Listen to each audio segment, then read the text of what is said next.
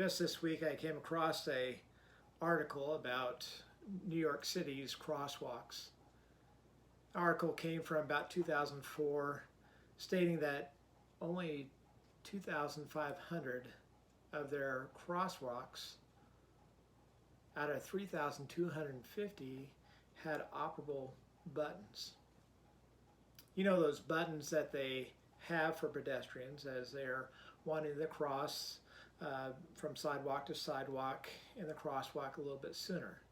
That's some 77% of their buttons were inoperable, didn't work. It's interesting that after 2004 you would think that maybe they would have saw to it and repaired those buttons or made them more operable. But actually after the report it only got worse. In 2016, now only 120 in all of New York City actually worked. You might think, well, maybe that's just New York and that's just an isolated incident. And of course, they have so much foot traffic that they possibly can get those things to work in that way. However, Dallas reported that they had no working buttons. Well, they just went ahead and removed the buttons from the crosswalks, right? No. They left them there, partly because of cost, but there was also another reason why they left them there. One psychologist had put it, perceived control is very important. However, in this case, it certainly is just perceived, it's contrived, it's kind of manipulative in many ways. And I thought about that report, and maybe you're thinking about it as I'm talking about this now.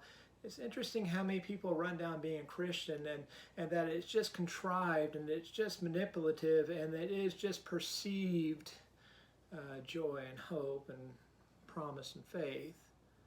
However, this psychologist, as she had put it, is that perceived control helps us. In that perception of control, there's hope, there's power in pushing a button. That you might get down a street a little faster, get to your destination maybe a little sooner, and that's really it.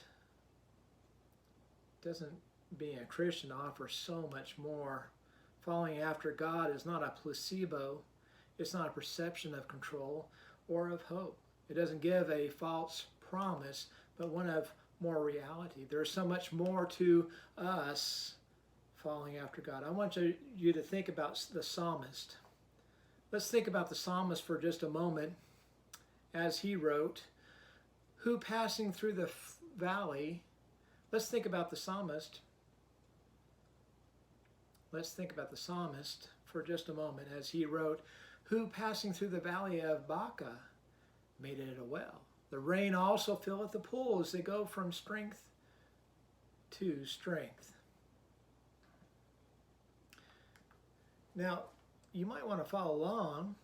I didn't give you any verse numbers or a chapter number as of yet, but I want you to think about this for just a moment. Did you see it? Those who pass through this valley of Baca, this valley of sorrow, the valley of sadness, they're able to change that sadness. They're able to take that sorrow, the dashed dreams, and turn it into a well, to turn it into joy. But not only joy, but there's this idea of strength to strength, which is a renewed strength. It is a never getting tired type of idea, but continually to move on as God would have us to move. But what type of person is this? As we have thought about this verse for just a moment, I'd like for us to think about who it is. And so look at Psalm 84, verses 4 through 7. And there it is on the screen. Blessed are they that dwell in thy house. They will be still, praising thee, Selah. Blessed is the man whose strength is in thee, in whose heart are the ways of them, who passing through the valley of Baca make it a well. The rain also filleth the pools. They go from strength to strength. Every one of them in Zion appeareth before God. Blessed is the person whose strength is in the button. No, that wasn't it. Blessed is the person whose strength is in God. Not a perception of control, but knowing that our relationship to the one that is in control is so important.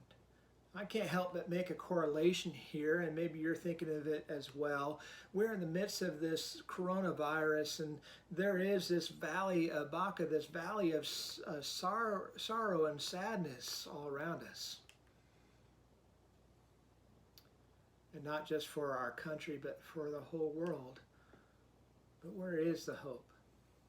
Where is that wellspring of joy? Where is that strength to strength that we have? Isn't it in God? As we follow God and as we are in that social distancing at this point, isn't our strength always, and our joy and our hope, and really the control always in God? You see, the Roman writer, in Romans chapter 8, verse 28, Paul would write this, and we know that all things work together for good to them that love God, to them who are called according to his purpose. Our strength is in God. He doesn't say here that all things are good, but if we hold on to him, no matter what happens in this life, we can work it toward good. We can hold on to him, and even in that valley of sorrow, there can be a wellspring of joy. It's not a perception of control. It's not a perception of hope. But it's not a perception of joy. It is a strength that you have as a Christian. I certainly do hope and pray that you are doing well, and that this will help you get through this week.